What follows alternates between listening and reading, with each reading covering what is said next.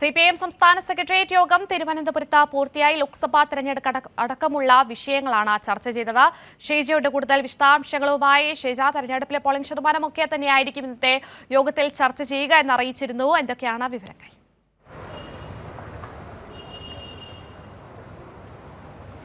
തീർച്ചയായും കീർത്തി, ഏതായാലും രാവിലെ 10 മണിക്കാണ് CPIMന്റെ സംസ്ഥാന സെക്രട്ടേറിയറ്റ് യോഗം ഇവിടെ KG സെന്ററിൽ ആരംഭിച്ചിട്ടുണ്ടായിരുന്നത്. ലോക്സഭാ തെരഞ്ഞെടുപ്പിന് ശേഷമുള്ള ആദ്യ യോഗമായിരുന്നു എന്നുള്ളത് കൊണ്ട് തന്നെ തെരഞ്ഞെടുപ്പിന്റെ പൂർണ്ണമായിട്ടുള്ള കാര്യങ്ങൾ ഇന്നത്തെ ഈ സെക്രട്ടേറിയറ്റ് യോഗം ചർച്ച ചെയ്തിട്ടുണ്ട്. 3:30 CPIMന്റെ സംസ്ഥാന സെക്രട്ടറി MP ഗോവിന്ദൻ മാസ്റ്റർ വാർത്താ സമ്മേളനം വിളിച്ചിട്ടുണ്ട്. അതിൽ കൃത്യമായ രീതിയിൽ ഏത് രീതിയിലാണ് CPIMന്റെ ഒരു വിലയിരുത്തൽ തെരഞ്ഞെടുപ്പിന്റെ അത് സംബന്ധിച്ച് എന്നുള്ള കാര്യം വ്യക്തമാക്കുന്നതായിരിക്കും.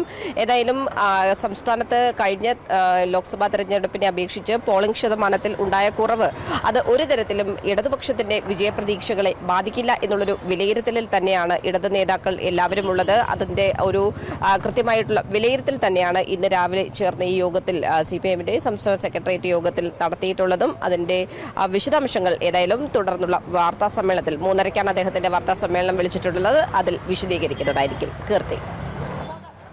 ശരി, ഷീജിയാണ് വിവരങ്ങൾ.